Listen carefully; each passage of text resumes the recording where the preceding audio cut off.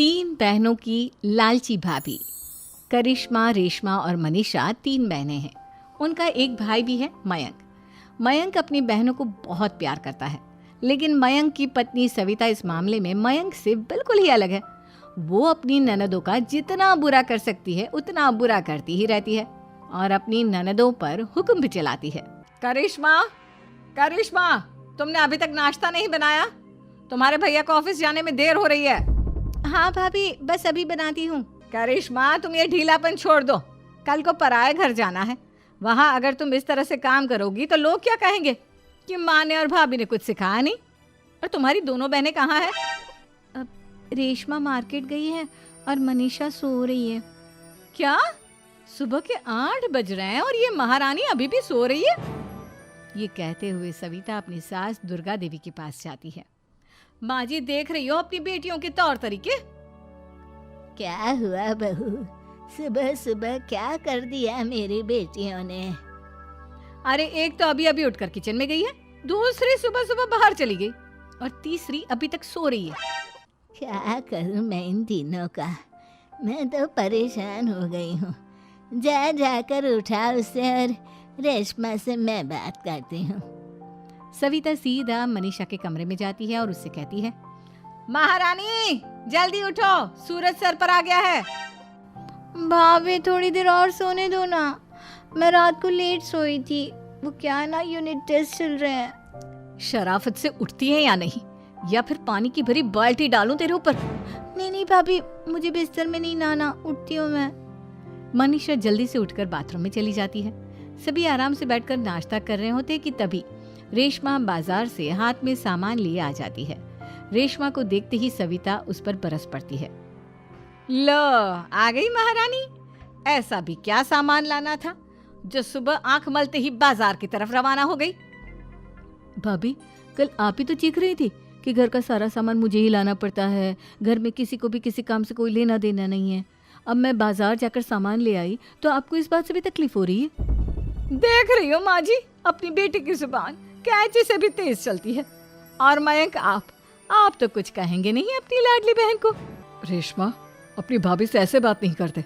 चलो माफी मांगो। भैया, मैं क्यों माफी मांगू? आप भाभी से बोलिए ना कि हम पर कम हुक्म चलाया करे। हम इस घर की बेटियां हैं और आपकी पत्नी की ननद है, नौकरानी नहीं। लो कर लो बात। इनकी भलाई के लिए कुछ भी बोलो तो इन्हें बुरा लग जाता है। इस घर में यही इज्जत है मेरी।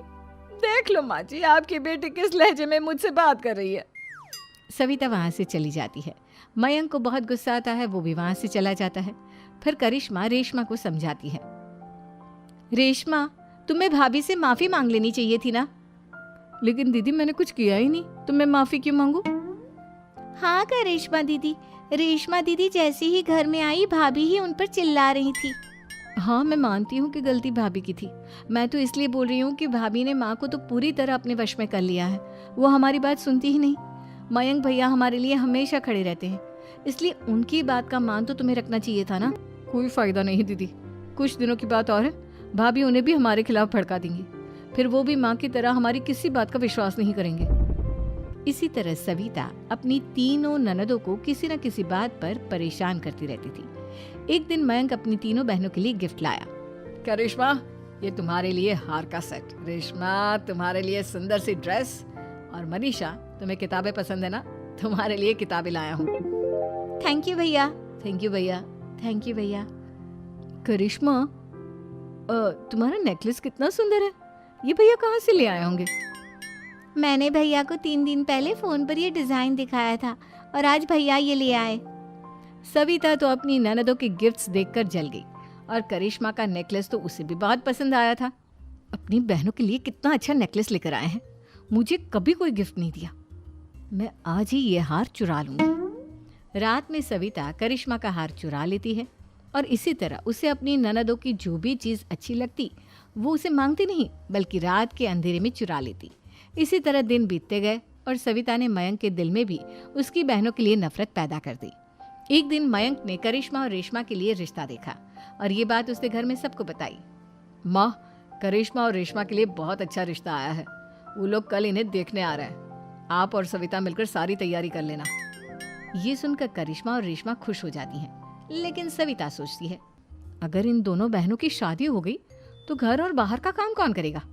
मनीषा तो एक नंबर की कामचोर है, उससे तो किसी बात की उम्मीद लगाना ही बेकार है। मुझे इस शादी को रोकना होगा। अगले दिन सभी लड़के वालों के स्वागत की तैयारी करने में लगे होते हैं। तभी मयंक अपनी बहनों से आकर कहता है, तैयार हो गई तुम दोनों?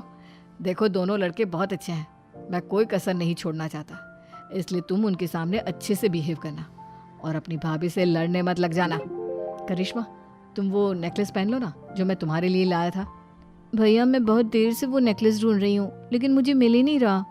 क्या तुमने नेकलेस खो दिया? तुम्हें पता भी है वो कितना महंगा था? तुम कोई काम ढंग से नहीं कर सकती। मयंक गुस्से में वहां से चला जाता है। थोड़ी देर बाद लड़के वाले भी आ जाते हैं। वो दोनों बहनों को पसंद कर लेते हैं और रिश्ता पक्का हो जाता है। लेकिन सविता के दिमाग में तो कुछ और ही खिचड़ी पक रही थी। वो पंडित जी के पास करिश्मा की कुंडली लेकर जाती है और उन्हें पैसे देकर करिश्मा की कुंडली बदलवा देती है। जब लड़के वालों के पास करिश्मा की कुंडली जाती है तो वो दुर्गा को फोन करते हैं। बहन जी, हमने करिश्मा की कुंडली अपने पंडित जी को दिखाई थी। आपकी बेटी की कुंडली नहीं बल्कि दोषों का पिटारा है। देखिए, मैं और मेरे पति इन सब बातों में बहुत विश्वास करते हैं, इसलिए हम आपकी बेटी से अपने बेटे की शादी नहीं करा सकते। इस तरह करिश्मा का रिश्ता टूट जाता है और सभी घर वालों को बहुत दुख होता है। अब कविता सोचती है, चलो करिश्मा का तो रिश्ता टूट गया, अब रेशमा का भी रिश्ता तोड़ना है। क्या करूं? अब सविता आवाज बदलकर किसी अननोन नंबर से रेशमा के होने वाले ससुराल में फोन करती है। हेलो, मैं कौन हूँ कौन नहीं ये आपके लिए जानना ज़रूरी नहीं, बस इतना सुन लो कि रेशमा का 2 साल से किसी के साथ अफेयर चल रहा है। बस रेशमा का रिश्ता तोड़वाने के लिए सविता का इतना कहना काफी था। अब रेशमा का भी रिश्ता टूट गया। मयंक और दुर्गा देवी ने रेशमा को खूब खरी खोटी सुनाई और उससे बार बार उस लड़के के बारे में पूछने लगी। आप दोनों मुझे क्यों परेशान कर रहे हो? अरे कोई लड़का होगा मेरी लाइफ में तो मैं बताऊंगी ना, जब कोई है ही नहीं तो कहाँ से लाऊं मैं कोई लड़का? तो तेरे होने वाले ससुराल वालों को फोन किसने किया था? माँ मैं नहीं जानती किसने फोन किया था, मैं सच कह रही हूँ। मैं तो पहले ही कह रही थी इसकी लगाम खींच कर रखो, लेकिन मेरी सुनता ही कौन है। आप चुप रहिए भाभी, ये सब आपका ही किया धरा है। अब तीनों बहनों को विश्वास हो जाता है कि ये सब उनकी भाभी ही कर रही है। तीनों बहनें अपनी भाभी को सबक सिखाने के लिए एक वकील कर लेती है और घर में हिस्सा मांगना। देखो भैया, माँ बाप की जायदाद में जितना बेटों का हक होता है उतना ही बेटियों का, इसलिए इस घर के 4 हिस्से होंगे और हमें अपना हिस्सा चाहिए। मैंने तुम्हारे लिए क्या क्या नहीं किया और तुम इस घर में हिस्सा मांग रही हो? भैया, आप और माँ हम बहनों की कोई बात नहीं सुनते हो और भाभी हमारी शादी नहीं होने देगी क्योंकि उन्हें लगता है कि आप हमारी शादी में ज़्यादा पैसा लगाओगे और उन्हें हम जैसी फ्री की नौकरानी कहाँ मिलेगी। तो हम भाभी के साथ तो रह नहीं सकते, हम बहनों को अपना हिस्सा चाहिए। अरे तुम्हें शर्म आनी चाहिए अपने भाभी पर ऐसा इल्जाम लगाते हुए।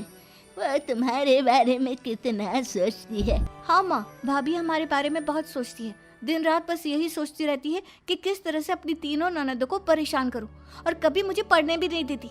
दोनों बहनों का रिश्ता भी तो इन्होंने ही तोड़वाया है और रात में हमारे कमरे में आकर हमारी चीजें भी चुराती हैं। इसी तरह सविता की तीनों ननदें अपनी बात पर अड़ी रही। अब कोर्ट में तारीख भी शुरू हो गई।